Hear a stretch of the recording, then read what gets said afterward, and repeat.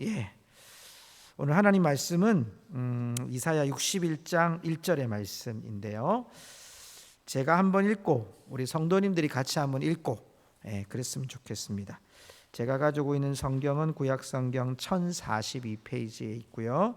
앞에 있는 스크린을 참고하시기 바랍니다. 제가 먼저 61장 1절을 읽겠습니다. 제가 읽고 난 다음에 또 같이 한번 1절을 읽겠습니다. 읽습니다. 주 여호와의 영이 내게 내리셨으니 이는 여호와께서 내게 기름을 부으사 가난한 자에게 아름다운 소식을 전하게 하려 하심이라.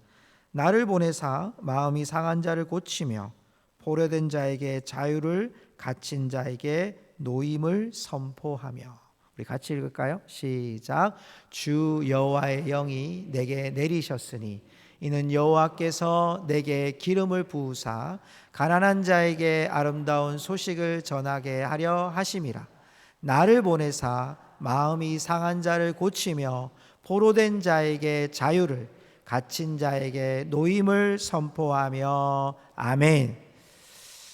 오늘 우리 말씀을 전해 주실 우리 선교사님, 또 우리 계속 광고도 하고 같이 기도도 했던 우리 이정웅 선교사님, 잠깐 일어나 주시겠습니다. 선교사님. 그리고 우리 함께 오신 우리 성미자 선교사님, 멀리 우간다에서 여러분 여기까지 오셔서 또 한국에 치료차 오시기도 했고요. 특별히 한국에서 의료 사역을, 또 우리 우간다 사역을 준비하고 계시고 또 사역을 하시고 계시는 상황입니다. 코로나도 한번 지나가시고요. 대단하신 분들이십니다. 오늘 우리 말씀을 전하고 함께하는 시간 너무 감사한데 우리 큰 박수로 한번 축복할까요? 네, 감사합니다.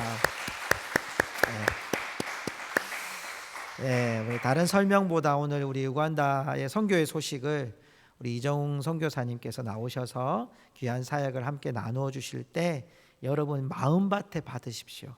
그래서 그 마음이 여러분에게 소망이 되고 또 기도가 될 수 있었으면 좋겠습니다. 우리 나오실 때 할렐루야로 한번 맞이할까요? 할렐루야!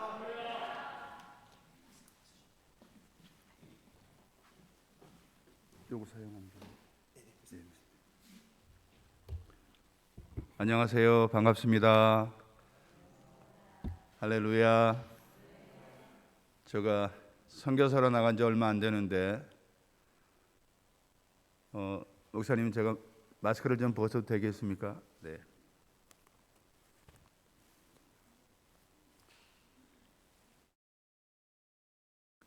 반갑습니다. 잘 들리시나요?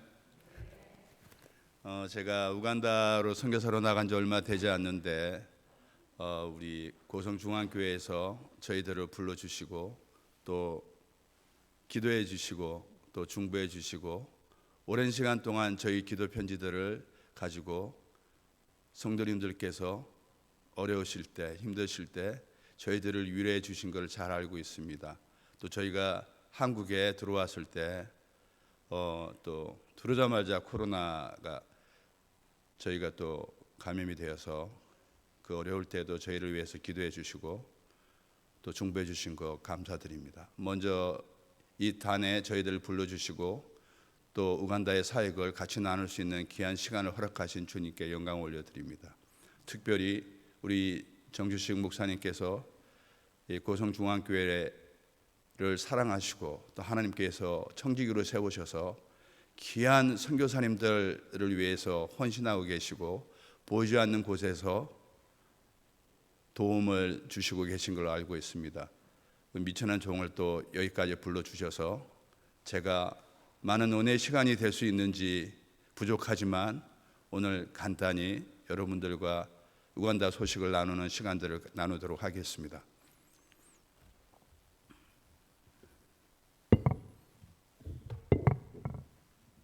오늘 나눌 말씀은 먼저 목사님께서 인도해 주셨듯이 이사야 61장 1절 말씀입니다.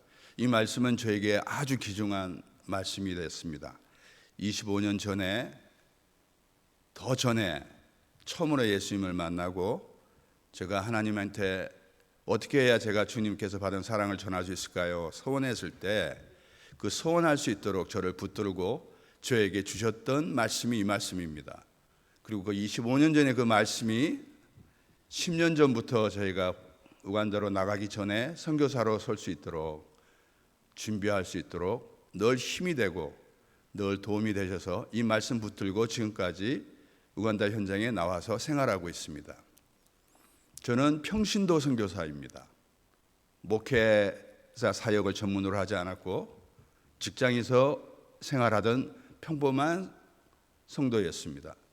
그러나 하나님의 말씀이 임하셔서 저를 삶의 변화를 주셨습니다. 완전히 저의 삶이 바뀌었습니다. 그래서 소원했던 그 소원을 이루기까지 25년이 걸렸지만 때로는 좌절되기도 하고 정말 나는 선교사로 나갈 자격이 없는 사람인데 언제 이 말씀을 이루게 하시려고 하나, 또 포기하고 싶을 때가 많았지만 주님께서는 저를 하나씩 훈련시키시고 다듬으셨습니다. 25년이라는 시간이 굉장히 길었습니다. 그렇지만 하나님께서 저에게 주신 그 사랑을 한 번도 포기하지 않으시고 이 말씀을 붙들고 나갈 수 있도록 인도해 주셨습니다. 처음에 제가 배웠던 선교사는 지상명령을 수행해야 되는 아주 엄격한, 사역지에 나가서 목숨을 버려야 되고 순교해야 되고 아주 무거운 직책이 선교사구나 라고 처음에 알았습니다.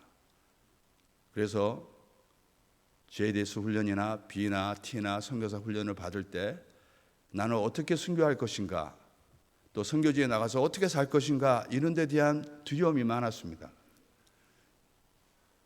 30년 전에 나가셨던 선교사님들, 순교하신 분들이 또 많이 계십니다.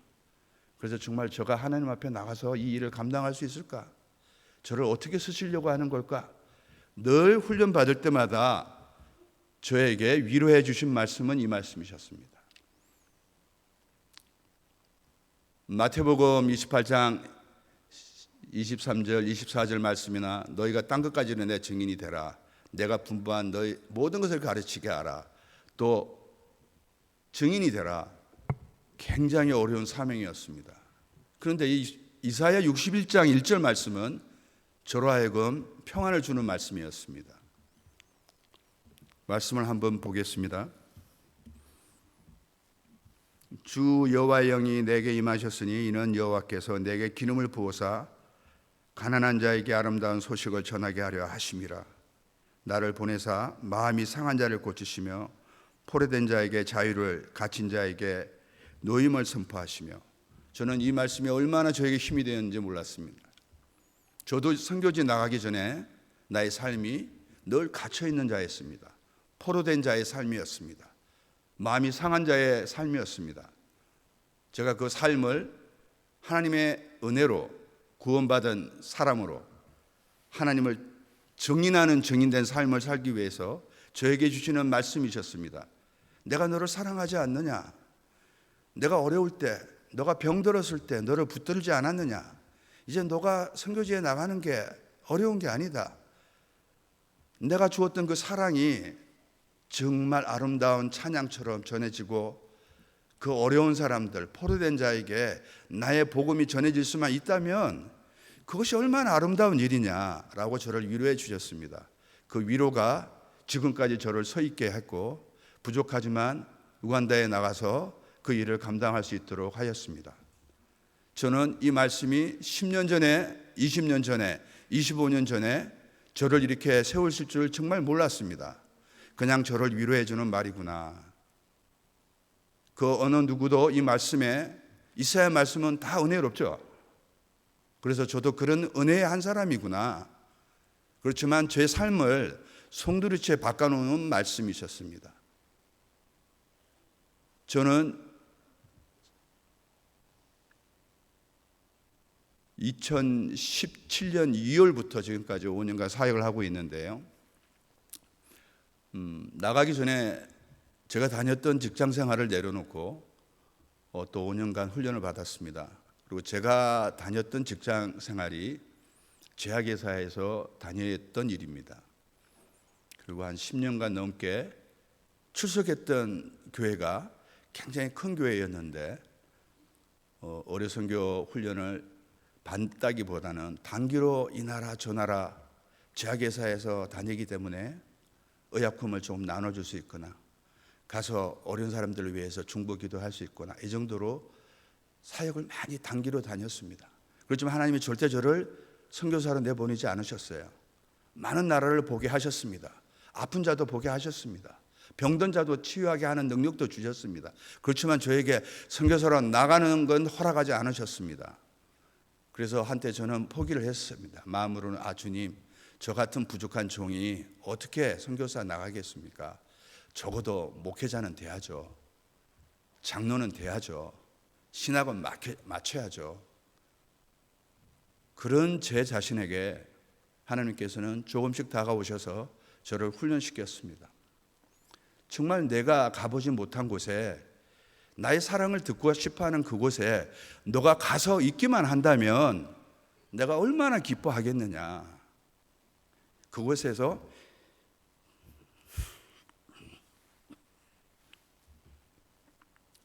예배만 드릴 수 있다면 얼마나 기뻐하겠느냐라고 저를 위로하셨습니다. 저는 그 말이 뭔지를 잘 몰랐습니다.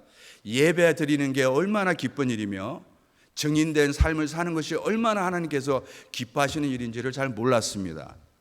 그래서 저는 하나님에게 이렇게 약속했습니다. 주님, 어느 곳이든 가겠습니다. 보내만 주십시오. 저에게 그리스도의 향기가 난다면, 하나님의 사랑이 느껴진다면, 제가 많은 나라를 다녔는데 어느 나라에 있든지 제가 그 일을 감당하지 못하겠습니까? 참 제가 쉽게 주님하고의 교제가 막 뜨거워지면서 제가 굉장히 영적으로 성숙되는 걸 느낄 때가 있었습니다. 그건 착오였어요. 주님은 준비하고 정금같이 다듬으신 다음에 저를 쓰기 시작하셨습니다. 저에게 쓴뿌리가 있었습니다. 직장 생활을 내려놓고 나서 물질을 다스리는 법, 재정을 관리하는 법, 그리스도의 영을 위해서 순교자로 살기 전에 내가 순종하는 법, 또 남을 위해서 헌신하는 법 다 훈련받아야 했습니다. 준비되지 않은 선교사는 선교지에서 얼마나 많은 상처를 주는지 더 알게 하셨습니다. 특이하게도 저는 비즈니스 에즈 미션이라고 하는 전문인 선교사도 아니요, 목회자로 훈련받은 목회자 선교사도 아닌 의료 선교사로 훈련받았습니다. 여기 계신 분들 중에 150년 전에 우리나라에 들어왔던 선교사님들이 의사였던 걸 여러분들은 잘 아실 겁니다. 그분들의 피가, 그분들의 순교의 현장에 의해서 오늘 이 땅에 그리스도의 영이 세워지고 복음의 나라가 되어서 축복된 나라로 세워진 것을 잘 알고 계실 겁니다. 저는 의사도 아닙니다. 단지 제약회사에 임원으로 지냈을 뿐, 그렇게 하나님의 쓰임받을 수 있는 사람도 아니었습니다. 그렇지만 저를 부르셔서 훈련시키시고 의료를 통해서 복음이 전해질 수만 있다면, 마음이 상한 자들을 고쳐줄 수만 있다면, 병든 자를 고칠 수만 있다면 네가 왜 못 나가겠느냐, 네가 왜 하나님의 종으로 쓰지 못하겠느냐, 저를 위로해 주시고 격려해 주셨습니다. 오늘 이 귀한 저녁 주일 예배 시간에 저를 부르셔서 또 고성중앙교회 성도님들 앞에서 이 말씀을 제 삶의 간증의 시간으로 고백하게 하신 주님께서도 오늘 이 시간에 동일한 마음으로 저에게 다가오셔서 이 말씀을 주십니다. 가난한 곳에 있는 그곳에 포로된 자만, 또 거기에 억눌린 자들만이 아니라 바로 우리 팬데믹이라는 시간을 지나면서 갇혀 있는 우리들, 제대로 예배보지 못하고 있는 우리들, 그리스도라 고백할 수 있는 시간이 모자라는 우리들, 말씀을 붙들고 말씀 안에서 증인된 삶을 살기 어렵고 있는 우리들이 바로 오늘 이 말씀을 붙들고 회복되는 시간이 되기를 주님의 이름으로 축원합니다. 제가 오늘 자료를 좀 준비해 왔습니다만, 우간다에서 했던 사역들은 아주 조그만 일입니다. 그리고 병든 자들에게, 어려운 자들에게 약을 조금 나눠주거나, 조금 떡을 나눠주거나, 구제하거나, 그들을 위해서 기도해 주거나, 선교사님들 사역지에 구청제나 말라리아 약을 나눠주거나 하는 아주 사소한 일입니다. 그런데 그곳에서 하나님께서 기뻐하시고 그 영혼들이 주님 앞으로 돌아오는 것을 볼 때 저가 참으로 하나님께서 저를 기뻐 받으시며 저를 선하게 사용하고 계심을 이 시간 여러분들 앞에서 고백하는 바입니다. 저같이 미천한 자도 주님께서 기뻐하시며 사용하시는데, 고성중앙교회 성도 여러분, 나가 있는 곳만 선교소가 아닙니다. 바로 이곳이 선교지요. 여러분들 속에 그리스도의 영이 안 계시다면 오늘 이 말씀 안에 회복되는 시간이 되시고 하나님으로부터 축복받는 성도로 되시기를 간절히 축원합니다. 제가 많은 얘기를 드릴 수는 없지만 다들 선교사님들 하면 저는 어디 뭘 했고요, 뭐가 지어졌고요, 저는 그렇게 아주 많은 사역을 한 사람도 아닙니다. 그리고 많은 이력을 가지고 있지 않습니다. 부족한 종입니다. 우리 정주스 목사님께서 저희들을 긍휼히 여기시고 하나님의 성령으로 멀리 먼 이국 땅에 있는 저희들을 위해서 중보해 주시고 성도님들께서 어려울 때 저희를 위해서 기도해 주시는 그 힘이 바로 여러분이 저의 선교사님들이십니다. 기도의 선교사이시고 성령의 동역자이시며 여러분들이 바로 이 말씀으로 은혜 받고 계신 분임을 제가 증인할 수 있고 증명할 수 있습니다. 여러분들의 기도 때문에 저희들이 살아가고 있음을 고백하고 그 기도로 인해서 저희가 바로 세워지고 저희들이 힘이 되고 있음을 기뻐하고 있습니다. 너무 감사드리고 제가 준비한 슬라이드로 저의 사역을 간단히 소개해드리고 오늘 이 자리 마치도록 하겠습니다. 준비가 됐나요?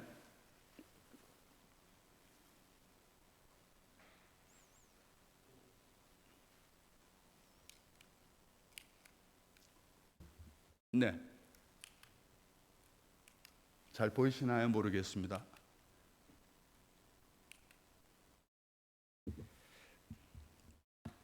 제가 나가 있으면서 5년인 시간이 만 5년은 안 됐습니다. 횟수로 4년 6개월인데 5년이라는 시간이 그렇게 짧지만 않았습니다. 핍박도 당하기도 하고요.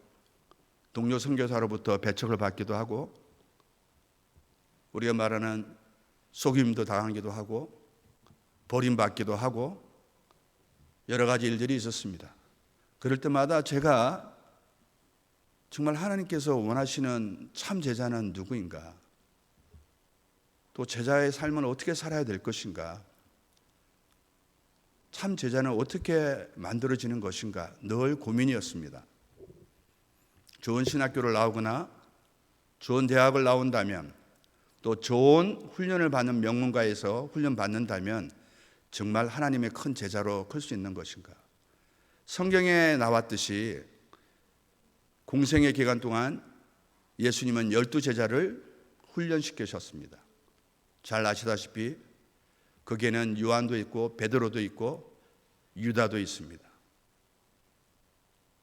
많은 제자 중에 어떤 제자들은 같이 공생애를 거쳤지만 예수님을 팔아넘기는 제자도 있었습니다. 또 어떤 제자는 12제자의 삶을 살지 않았고 처음부터 끝까지 핍박받는 삶, 예수당을 없애버리고자 잡으러 가던 사도 바울이 다메섹에서 주님을 만남으로 해서 땅끝까지 이르러 정인되는 그런 제자도 있었습니다. 성경은 저희들에게 분명히 말씀하고 계시고 가르치시고 계십니다. 오늘도 우리의 그리스도의 삶이 세상에 빛이 되지 못하고 세상의 손가락질을 받고 있고 세상이 우리를 조롱하고 있는 이 시대에 주님께 매달려서 위드 코노라가 아니라 위드 갓, 주님과 함께 어떻게 살아야 될 것인가라고 하고 얘기하고 있는 이 시간에 저에게 주는 질문은, 정웅아, 이 시대를 너희가 어떻게 살아갈래? 이 시대에 참 제자가 어떻게 돼야 되겠니? 라고 질문하셨습니다. 우간다에서 삶에 있을 때 저희도 똑같은 코로나 시대를 겪었습니다. 출근도 하지 못하고 통금이 시작됩니다. 밤에는 다니지를 못합니다. 총성이 오고 갑니다. 죽어가는 사람이 있습니다. 우간다는 특별히 독재 국가입니다. 그럴 때 묵상하며 말씀을 붙들고 기도할 때 저를 되돌아보는 시간이 되었습니다. 그때마다 저에게 주시는 말씀은 너가 사역을 많이 했느냐? 약을 많이 나눠 주었느냐? 말라리아 약을 주기도 하고 구충제를 주기도 하고 어려운 아픈 사람들을 도와줬느냐? 근데 너는 내가 기뻐하는 하나님의 제자로 삶을 얼마나 살고 있느냐라고 묻는 것이었습니다. 저는 부족하게도 참 부끄러웠습니다.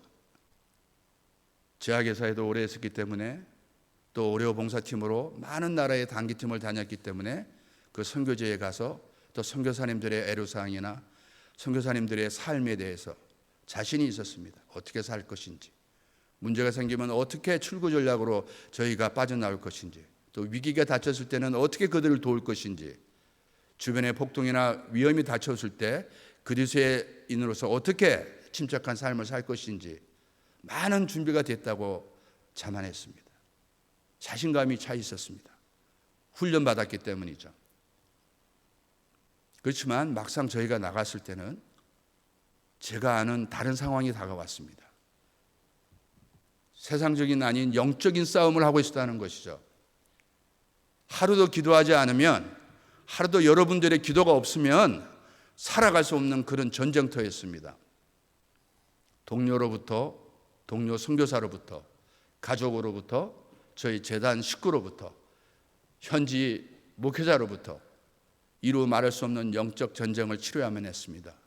매일매일 저의 삶이 하나님께서 주셨던 그 사랑이나 말씀을 붙들지 않고서는 정말 살아가기 힘든 곳이었습니다. 지금도 역시 힘듭니다. 앞으로도 그럴 것입니다. 포스트 코로나 이후에 우리 그리스도인들이 더 깨끗하게, 더 경건하게, 더 바르게 살지 않는다면 더 세상에 우리를 손가락질할 것이며 코로나로 인한 정부에 의한 우리 규제보다 더 큰 규제를 우리가 이제 받게 될 것입니다. 왜? 환난 때에 저희가 반드시 치러야 될 저희가 대가겠죠. 그리스도의 영광을 붙잡을 때까지. 그래서 저를 붙잡았던 그 말씀이 너는 참 제자냐? 베드로가 끝까지 주님을 쫓아가겠습니다 하고 부인하지 않겠다고 했던 그 베드로가 3번 닭이 올 때 부정했듯이 너도 부정하지 않고 너 삶을 지켜낼 수 있는 참 제자냐? 늘 묻는 것이었습니다. 성도 여러분들 보시기에 저가 참 제자로 보이십니까?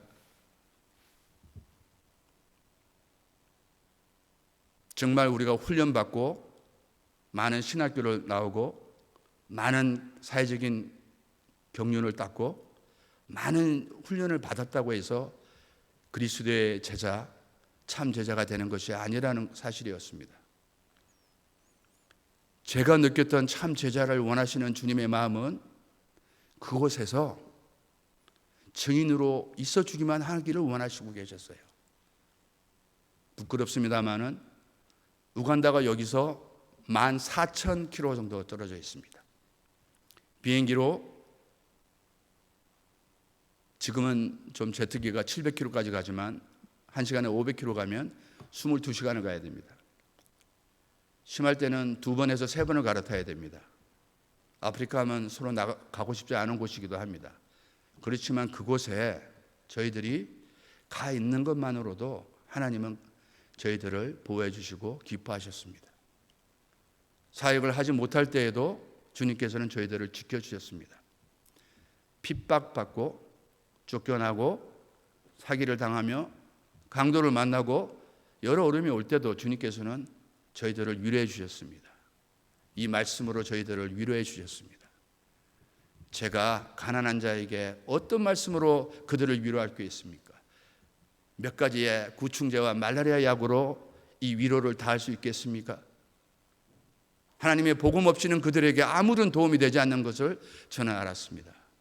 복음이 없이는, 사랑이 없이는 그 어떤 것도 그들을 묶임 속에서, 억눌림 속에서 해방의 복음의 메시지를 듣지 못하고 있는 그들이 너무 많음을 알게 되었습니다. 그래서 오늘 이 시간 고성중앙교회에서 저희를 불러주시고 우간다를 위해서 더욱 기도하게 하시고 우간다에서 사역하고 있는 저희들을 위해서 위로하는 이 시간을 허락하여 주심을 주님께 또한 영광 올려드립니다. 저희는 앞으로도 계속 훈련받아야 될 것이고 세상 끝날까지 저희 삶이 닿을 때까지 그저 정인된 삶으로 저 사람이 바로 예수 믿는 사람이구나. 저 사람이 믿고 있는 그 예수라면 나도 한번 만나야 되겠다. 저 사람이 예배 드린다면 저분이 믿는 그 주님은 나를 구원해 주실 거라고 하는 그 은혜의 시간들로 채워줄 수 있는 시간들이 되기를 제가 간절히 바라고 있습니다. 사랑하는 성도 여러분, 이 고성중앙교회가 하나님께서 긴 시간에 오래전부터 선교지를 품고 선교사님들을 위해서 헌신하며 동역하며 후원하며 기도하는 귀한 선교의 교회로 세워주셨음을 저는 잘 알고 있습니다. 저뿐만이 아니라 다른 나라에 인도에까지 네팔에까지 파키스탄까지 여러 곳에 계신 보이지 않는 교단이 없는 약하신 분 돌봐주시고 물질로 채워주시고 그들을 위해서 중보해 주시는 우리 고성중앙교회 성도 여러분에게 제가 정말 감사드리고 제가 또 초대하고 싶습니다. 기회가 되시면 우간다로 오십시오. 우간다에 오시면 참 맛있는 거에 많습니다. 오늘의 말씀은 이사야 61장으로 예수 그리스도의 제자의 삶을 제가 바로 살고 있기를 바라고 있고 여러분들이 그런 은혜의 삶을 살아가기를 간절히 바라며 말씀을 마치기로 하고 저의 선교지의 소식을 간단히 전하는 것으로 제 사역 보고를 마치도록 하겠습니다.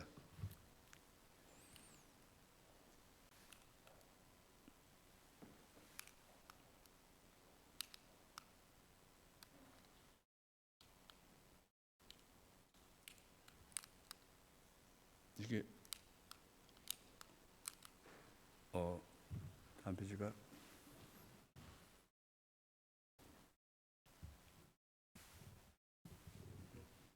되나요? 이거 많이 갔네. 네. 그래도 우간다가 어디 있는지는 좀 아셔야 되겠죠. 아프리카에 보시면 정중앙에 있습니다. 구역상으로는 동서남북으로 해서 동부 아프리카에 속해져입니다.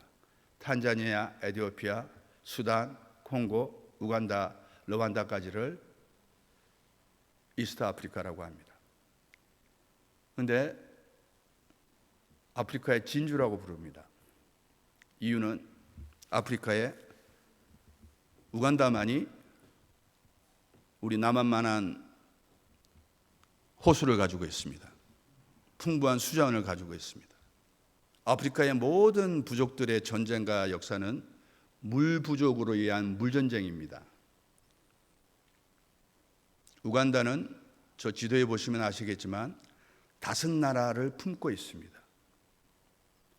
그래서 영국이 식민지를 90년 정도 하였지만 영국이 붙여주었던 리빙스턴이 선교 보고서에 아프리카의 진주라고 했습니다.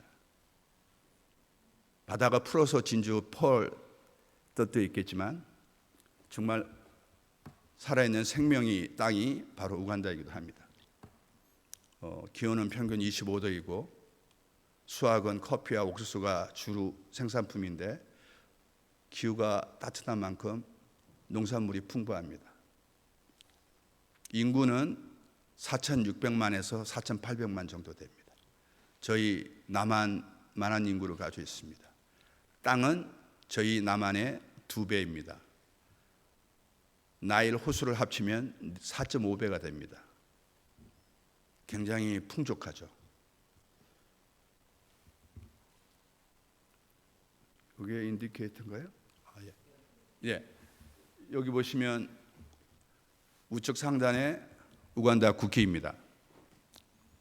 흑색과 노란색과 적색을 두 단으로 해서 흑색은 우간다의 아프리카의 전통적인 색깔입니다.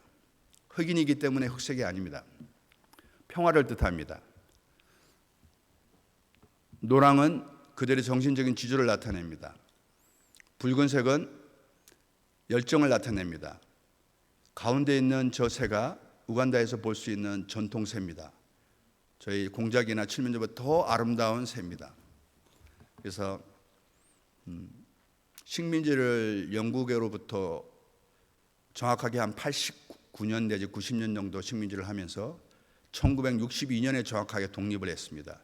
독립기념일이 저희 10월 9일 똑같습니다. 우리 개천절 10월 9일이죠. 하늘문이 열렸던 날, 한글날. 예. 우간다도 독립기념일이 1962년 10월 9일입니다. 그래서 같은 공휴일을 진행하고 있습니다. 우간다는 유일하게 영어권이고요.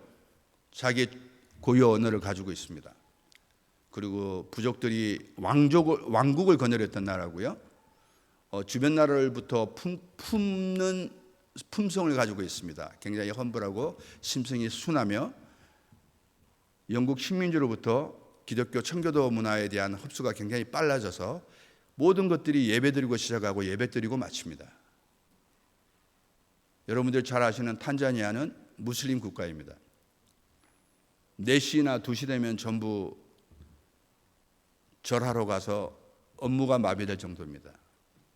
무척 더운 나라지만 저희가 가봤을 때는 아주 살기 좋은 나라입니다. 25도입니다. 우리 인체에 가장 좋은 온도가 19도에서 25도인데 저희들 기온상으로는 얼음을 느끼지 못합니다. 더울 때는 40도 더 북부로 올라가면 45도, 50도까지 올라가기도 하지만 저희가 살고 있는 캄팔라 수도는 평균 25도에서 30도 사이입니다. 30도는 아프리카에서는 굉장히 시원하다 이렇게 얘기하십니다. 우간다 나라를 국기를 이렇게 표시를 했는데요. 저기 파랗게 보이는 저 부분이 호수입니다. 저 호수가 영국에 의해서 탄자니아도 반 가질 수 있도록 했고, 저희가 나일 호수, 우간다에서는 나일 Sea of Nile이라고 합니다. 워낙 넓어서 한 2,000km씩 가로가 길고 해서 끝이 안 보이기 때문에, 그리고 거기서 나는 생선이나 수확물들은 가공해서 유럽에 수출할 정도로 굉장히 풍부합니다.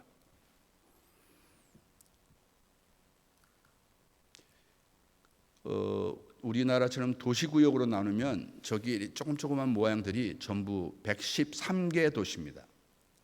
그러니까 도가 113개로 나눠져 있다는 거죠.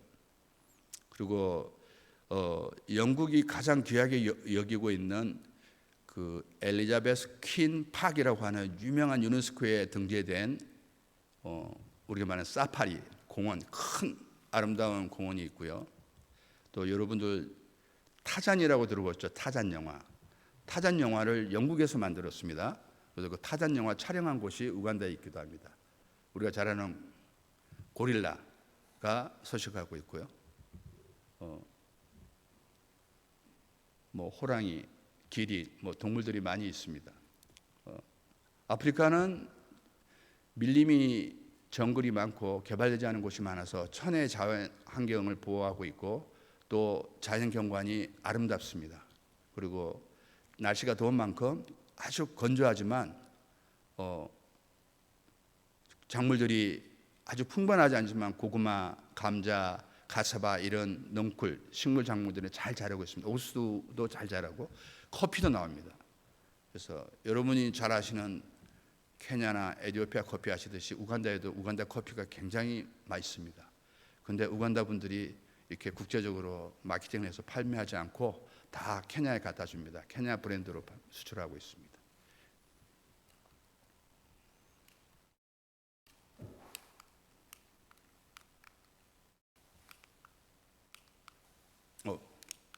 예, 저 사진이 저와 아내입니다. 저희가 떠났을 때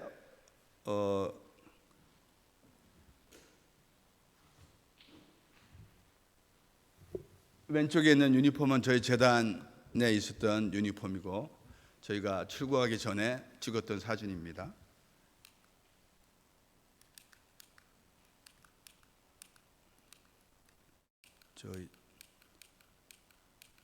저희 재단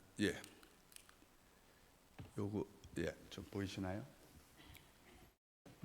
저희는 교단이나 교회로 나가지 않고 기관으로 파송되어 나갔습니다.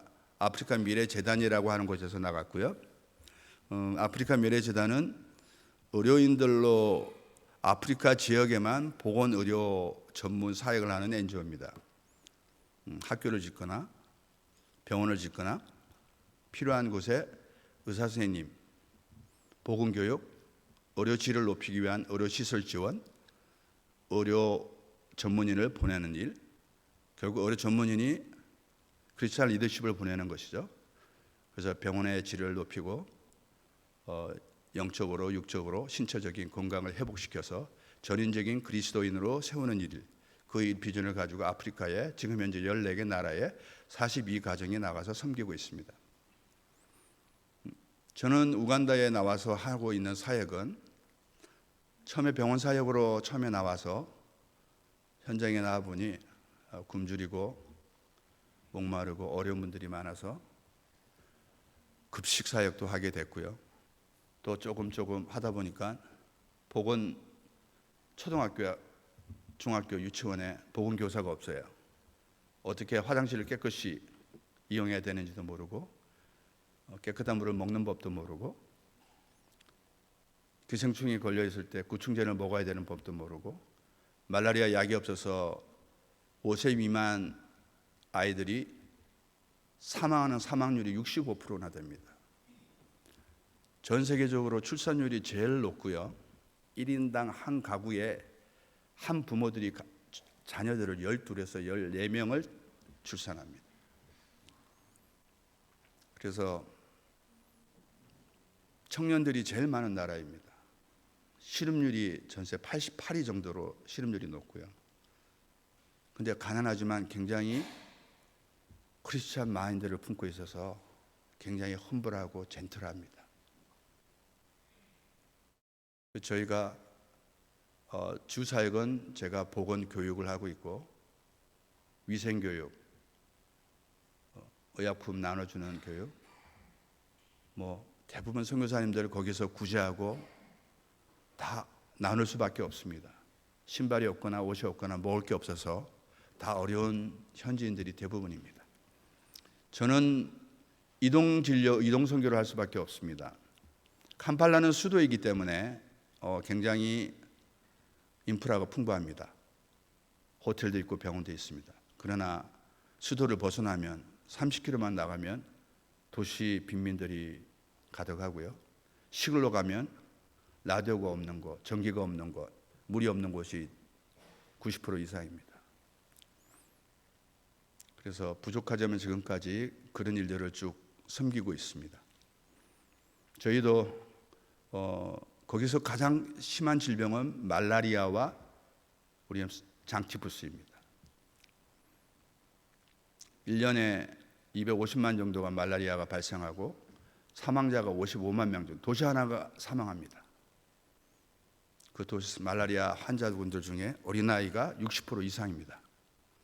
그래서 어린아이들, 또 에이즈도 발생했던 곳입니다.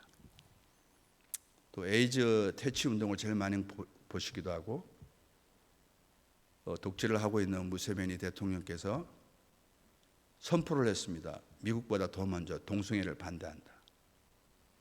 근데 동성애 저주를 아는 나라입니다. 에이즈가 제일 먼저 발생했던 나라입니다.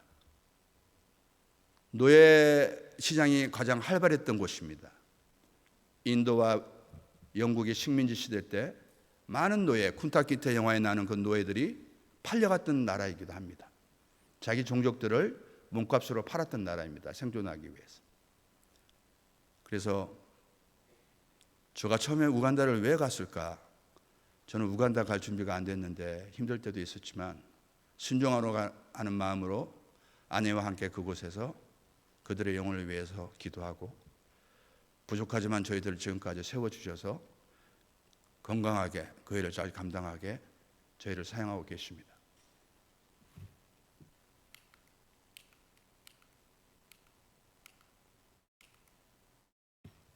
처음에 저희들이 아내하고 같이 조그만 마을의 학교에 가서 돈을 주거나 빵을 갖다 주는 것보다 저희가 밥을 해서 주자. 그래서 그들의 먹는 제일 좋은 음식이 우리가 먹는 쌀입니다. 쌀에 콩입니다. 콩이랑 같이 이렇게 해서 손으로 먹습니다. 다 손문화인데, 그래서 이제 좀 급식을 그때 했고요. 부끄럽지만 그 학교에 있는 부엌의 살림살이가 밥솥 하나, 뭐 숟가락도 없습니다. 그러면 저희가 콩, 쌀 다 사서 이제 일주일에 한 번씩 급식을 해서 영양 상태를 좀 좋게 하는 거죠. 저희가 재정이 닿는 데까지 섬기자 해서 좀 섬기고 있습니다.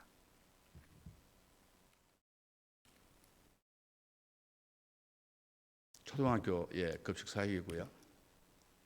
저거는 이제 구충제 나눠주기 위해서 기아대책 진자에 있는 빈민 마을의 학교에 가서 아이들을 구충제 나눠주는 사진인데, 한 300명 정도 예상하고 갔는데 2,000명이 모여 있어요. 그만큼 이제 부족합니다. 그래서 마음이 많이 아팠는데, 저 옆에 초록색으로 보이는 저게 밥그릇입니다. 구충제 약을 받고 먹은 아이들한테 이제 밥을 주는 거죠. 그렇게 해서 이제 밥을 먹고 싶어서 구충제에는 관심이 없고, 저거 사진은 다른 선교사님이 운영하시는 유치원 교사들입니다. 유치원을 굴루지역에서 23개의 유치원을 운영하고 같이 협조를 하고 계신데, 그 선교사님께서 교사들을 불러서 매년 교사 역량 강화를 하고 있습니다. 쉽게 말해서 성경 읽게 하는 거죠. 훈련시키고 하는데, 복음 교육을 좀 같이 필요하겠다. 그래서 어린이들에게 양치, 이쪽에 보시면 한쪽에 칫솔을 이렇게 들고 있는 분이 있을 겁니다. 저희 한국의 치과에 계신 스님께서 우간다에 칫솔을 그때 한 500개 정도 보내주셔서 치과당 이빨 닦고 아이들 구강 훈련시키고 복음 교육을 마친 다음에 같이 찍었던 사진입니다. 저희가 어린아이 한 명 한 명을 다 훈련시킬 수는 없지 않습니까? 그 선생님들, 초등학교에서 중학교를 마치면 여기는 승생을 할 수 있습니다. 저희는 고등학교 마치고 교사 자격증을 따야만 할 수 있죠. 저기는 중학교만 마치면 교사를 할 수 있습니다. 그분들을 가르치는 일을 했습니다. 갑초라라고 하는 까라모종 지역에 종족으로 피해를 본 마을인데 굉장히 가난합니다. 사막과 같은 그런 곳입니다. 저희가 방문해서 가져갔던 좀 나눠주는 사진입니다.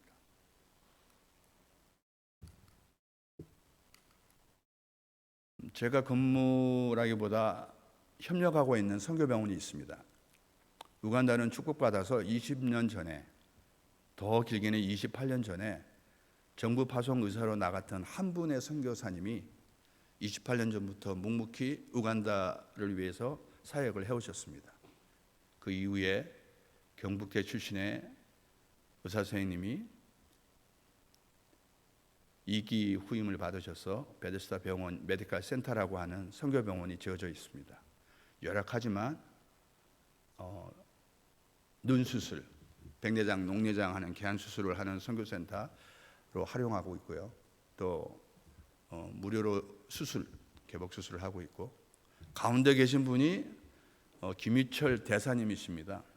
그 메이어 시장님하고 의료진이 같이 함께 사진을 찍고 있는 모습인데, 이제 가정이 전부 다 와서 섬기고 계십니다. 그래서 부부가 다 의사신 분도 계시고 사모님이 약사이신 분도 계시고 해서, 의료 선교는 사실 20년 전, 10년 전에 정 목사님 계신데 목회자분들 목회사역 내보내실 때는 의료 선교사로 나간다고 그러면 의사는 돈도 많고 재정도 있고 자기가 알아서 나가서 뭐 하나 보다 이래서 별로 관심이 없었습니다. 그렇지만 의료 선교의 역사는 우리 한국의 복음의 역사와 같이 하고 있습니다. 그들이 예수 그리스도의 복음을 전하는 종으로 하나님이 주셨던 천직으로 알고, 병든 자가 고치시는 일과 육체적인 일만 하셨지만 이 최초에 이 땅에 오셔서 제일 먼저 말씀을 선포하시고 프리칭하시고 티칭하시고 치유하셨던 사역을 제일 먼저 하셨던 분이 예수 그리스도시죠. 그 예수님의 정신으로 우리 선교사님들이 하고 있는 겁니다.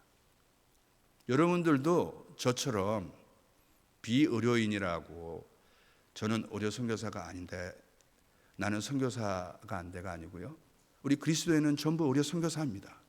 긍휼한 마음을 품고 여러분들이 축도하시고 기도하시고 치유하신다면 그분의 능력으로 회복시키신다면 여러분들이 다 의료 선교사인 것입니다.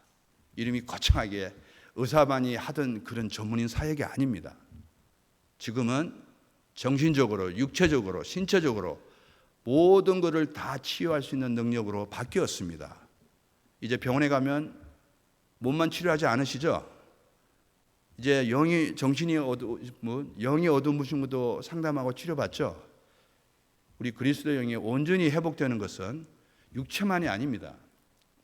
제가 육체를 고쳐주기 위해서 하나님께서 이 땅에 오신 게 아니라 우리 모든 것을 회복시켜 주시고 새 생명으로 태어나시기를 원하셨던 겁니다.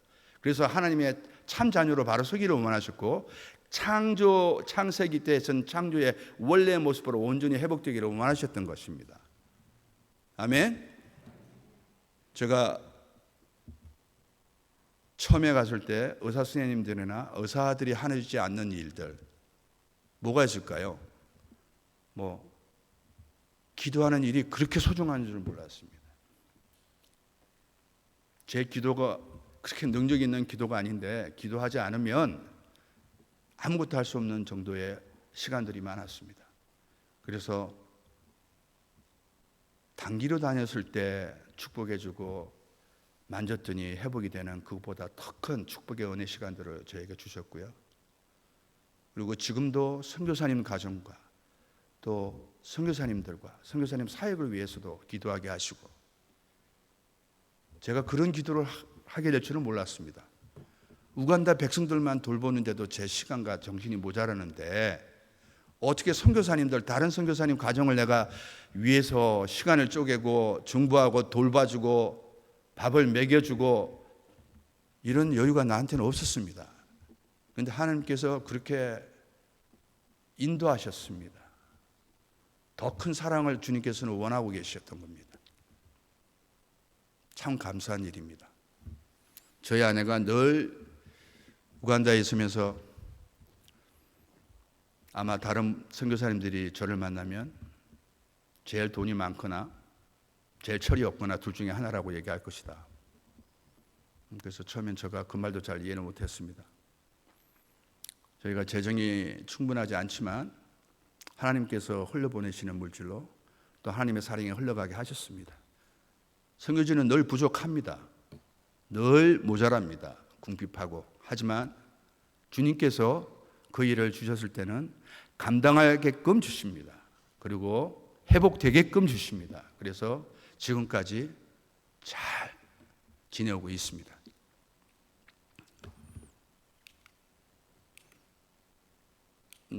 청년들이 와서 제가 그 부부마 섬에 가서 약을 나눠주는 일들을 좀 섬겼습니다. 에이즈마를 저희가 돌보기도 했고요. 부부마 섬이라고 한 2만 5천 명 정도가 살고 있는 곳이 있는데 섬인데 2만 5천 명이 살고 있습니다. 섬 사이즈는 제주도의 5분의 1입니다. 그런데 전기나 물이 없기 때문에 거기서 아이를 가지거나 살고 있는 주민들은 도시로 나와서 병원을 갈 수가 없습니다. 돈이 있어야 배를 타고 나올 수가 있죠.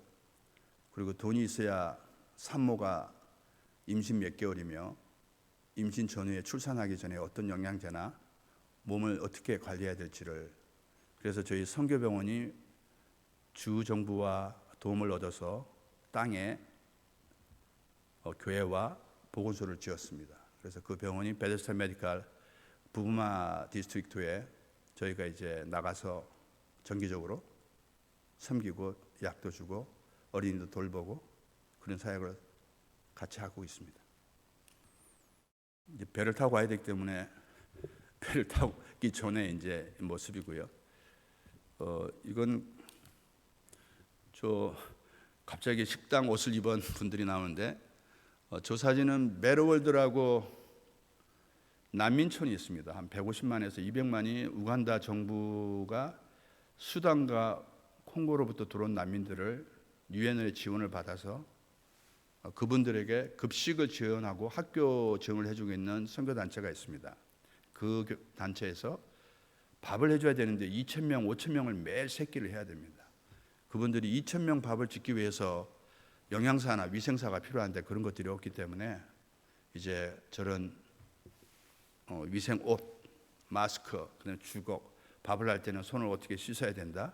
그리고 쌀을 씻을 때 쌀을 깨끗한 물을 써야 된다. 2,000명의 음식을 나눠줄 때는 오염되지 않도록 이런 위생 교육을 제가 시키고 12명 중에 6명이 시험을 봐서 합격을 해서 그분들 이제 옷을 입고 찍었던 사진입니다.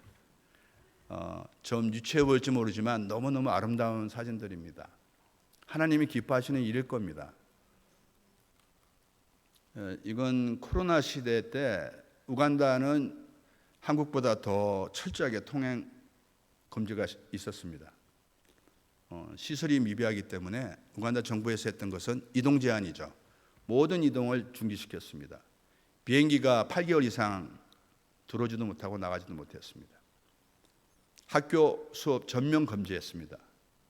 여긴 유튜브 줌 수업을 할 수 있지만 그곳엔 줌을 할 수 없죠. 그래서 등교 전부 집에 있었습니다. 그러므로 해서 어려운 점도 많았죠.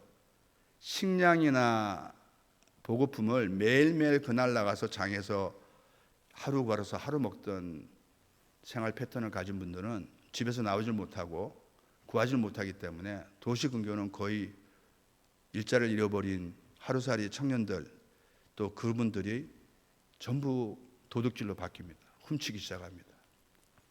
외국인 선교사님 자녀들은 학교를 가지 못하기 때문에 부모님들과 선교사님 가정들이 굉장히 힘들어합니다.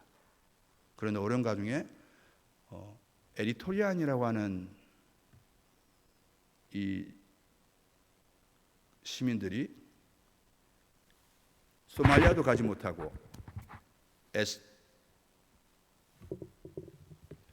자기 나라도 돌아가지 못하고 살고 있는 마을이 있습니다. 그곳에서 어린이 보건 교육을 좀 필요로 한다.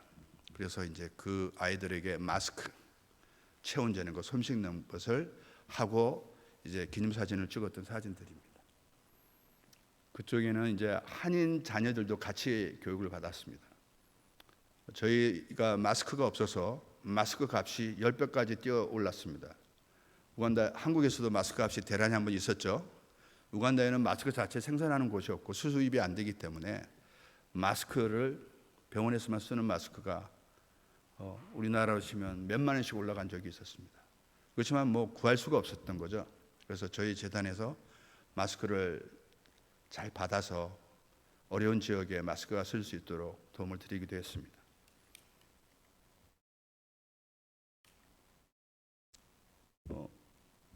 저긴 유치원, 신학교의 유치원을 운영하고 있는 유치원 승려님들이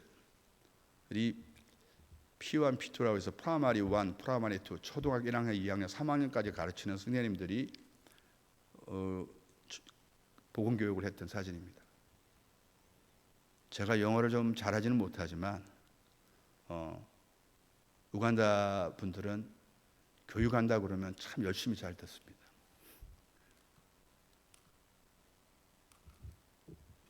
이게 현실인데요.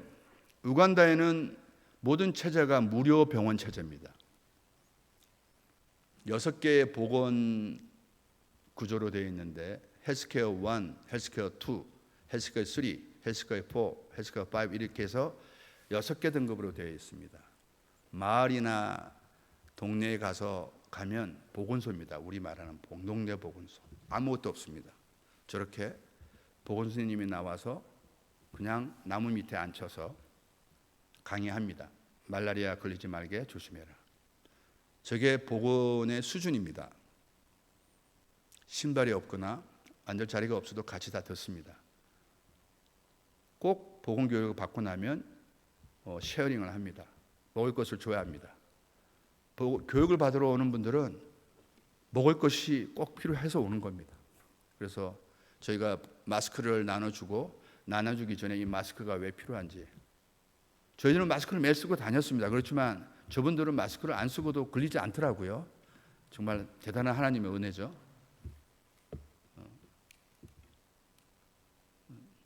교사들 교육이었습니다. 신학교 가르치는 교사들, 중학교 가르치는 교사들 해서 전기가 안 들어오는 곳이었는데, 한쪽은 스크린에서 배터리로 연결해서 그냥 모니터로 위생교육을 했고요. 한쪽은 빔 프로젝트로 신학교 학생들, 예비 신학생들이죠, 가르치고 있습니다. 카이스트 대학 봉사단들이 2019년도에 들어와서 우간다에서 IT, 컴퓨터를 가르치는 봉사단 3주 교육이 있었습니다. 청년들이 굉장히 위험하죠. 치안도 없고 하는데 제가 좀 같이 섬겼습니다.